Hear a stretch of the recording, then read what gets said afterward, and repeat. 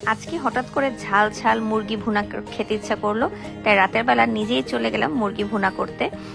যদিও আমি এর আগে কখনো কাঁচা মুরগি হাতে ধরি নাই, বাট এই ফার্স্ট আজকে আমি এই যে হাত দিয়ে ধরছি, দেখতে পাচ্ছেন। এর আগে কখনো আমি কাঁচা মুরগি ধরিনি। আমি আগে জীবনেও চিন্তাও করতে পারতাম না যে জিনিসটা, এখন পারি কেমনে জানি যাই না। আচ্ছা যাই হোক, এখন একটু প্রপার একটা ভালো মতো করে একটা রেসিপি দেওয়ার ট্রাই করি। ফার্স্টে আমি কড়াইতে খুব ভালো মতো তেল গরম করে নিয়েছি, তারপর সেখানে কিছু কাটা পেঁয়াজ, কুচি কুচি পেঁয়াজ, সেটা নিয়ে ভাজা ভাজা শুরু করছি। ভাজা ভাজা হওয়ার পর তার মধ্যে আমি পেঁয়াজ বাটা, তারপর রসুন বাটা, আদা বাটা, জিরা বাটা, এই জিনিসটা পরিমাণ মতো দিতে হয়, পরিমাণটা আন্দাজ করতে হয়। আন্দাজ করাটা খুবই ডিফিকাল্ট। এই মুহূর্তে আমার পাশে ভাবি ছিল, ভাবি আমাকে হেল্প করছে যে রসুন বাটাটা একটু বেশি দাও, আদাটা একটু কম দাও, জিরা বাটা একটু অল্প দাও, তাহলে স্মেলটা ভালো আসবে। আর আমি পেঁয়াজ বাটা ইচ্ছা করে একটু কম দিয়েছি, নাহলে মিষ্টি মিষ্টি লাগে তরকারি, এই জন্য এটা দিয়ে আমি ফার্স্ট একটু ভুনা ভুনা করে যেটাকে বলে কষানো স্টার্ট করি। আমার কাছে মনে হয়েছে যে কষানোটা বেস্ট হলেই খুব ভালো হলেই রান্নাটা অনেক বেশি ভালো হবে। আচ্ছা, এরপরে গরম মশলা দিয়ে দিছি, তেজপাতা, দারচিনি, এলাচি। আমি গুনে গুনে 3 পিস ছোট ছোট দারচিনি, ছোট ছোট 3 পিস এলাচি দিয়েছি। আই হেইট এলাচি, আই হেইট এলাচি, আই হেইট এলাচি। এরপর একটু হলুদ, তারপর একটু মরিচের গুঁড়া, কারণ এটা ঝাল যার জন্য রান্না করছি সে ঝাল একদমই খাবে না, এই জন্য হালকা ঝাল। আর একটু ধনিয়া গুঁড়া দিয়ে এটাকে আবার একটু এরকম ভাজা ভাজা শুরু করে। দেখলাম কি মশলাটা অটোমেটিক্যালি একটু পানি পানি হয়ে গেল। তো এটাকে নিয়ে অনেকক্ষণ নাড়াচাড়া করতে করতে এটা কষানো হয়ে গেছে। এরপর আমি ওটার মধ্যে একটু পানি দেওয়া শুরু করি। ফার্স্টে একটু অল্প দিছি, দেখি কেমন হয়েছে, তারপর আবার একটু দিছি, এরপরে আবার সেটাকে নেড়ে ছেড়ে। আর এই মুহূর্তে কিন্তু চুলাটা একদম ডিম করে রাখছি। এমন না যে আমি আপনাদেরকে শিখাচ্ছি কিভাবে রান্না করতে হয়, আমি নিজেই আজকে জীবনে প্রথম মুরগি কষা রান্না করছি, সো আমি আমার এক্সপিরিয়েন্স শেয়ার করছি। এরপর যখন দেখলাম যে ঝোলটা একটু টেনে গেছে, স্মেলটা খুব সুন্দর আসতেছে, ঢাকনাটা ওঠানোর পর খুব সুন্দর একটা স্মেল আসতেছে, তারপর আমি মুরগিটা আমাকে যে ধুয়ে দিছে সেটা আমি খুব ভালো মতো দিয়ে দিচ্ছি।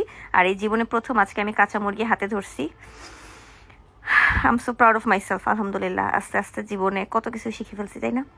আচ্ছা, এরপর ওটাকে একটু মশলাটা একটু নাড়াচাড়া দিয়ে, আর কিছুই না, খুদে একটু নাড়তে মজা লাগে হলুদের সাথে, যাতে পুরাটা মুরগিতে মশলাটা মাখানো হয়ে যায়, এই জন্য মুরগিতে দিয়ে। এরপর আমি আবার একটু লবণ দিয়েছি। ও বাই দ্য ওয়ে, ফার্স্টে আমি একবার লবণ দিতে ভুলে গেছিলাম, পরে ভাবি দৌড়ে আসে, এই লিঙ্কি তুমি লবণ দাও নাই, তারপর আমি আবার লবণ দিয়েছি, পরে দেখি সুন্দর মশলা স্মেল আসছে। এর লাস্টে আবার একটু মুরগির উপর আরেকটু লবণ দিয়ে দেন আমি এটাকে একটু আরেকবার নাড়াচাড়া দিয়ে এখন আমি ঢেকে দিছি। এরপর দেখি সে একা একা আপন শক্তিতে হওয়া শুরু করছে। অ্যান্ড দেন আই রিয়েলাইজড যে এই রান্নাটা করার তো সবচেয়ে সহজ, এটার চেয়ে সহজ রান্না কিছু হইতেই পারে না। মুরগি থেকে একা একা একটু পানি ওঠা শুরু করলো, দেখলাম হ্যাঁ এরকমই একটা অবস্থায় আছে, যে একটু নাড়াচাড়া দেখতেছি কি অবস্থায় আছে।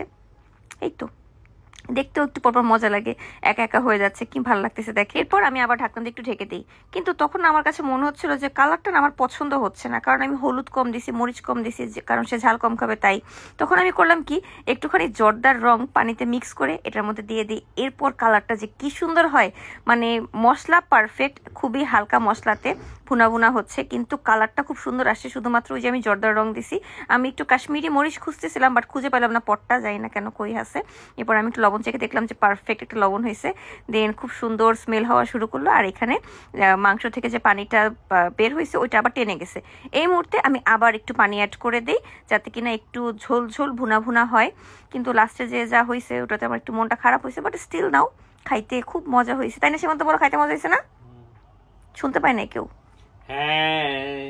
Thank you, thank you. এরপর আমি পানিটা দিয়ে দেন আবার একটু ঢেকে দিই, হালকা ডিমে আছে দিয়ে দিই।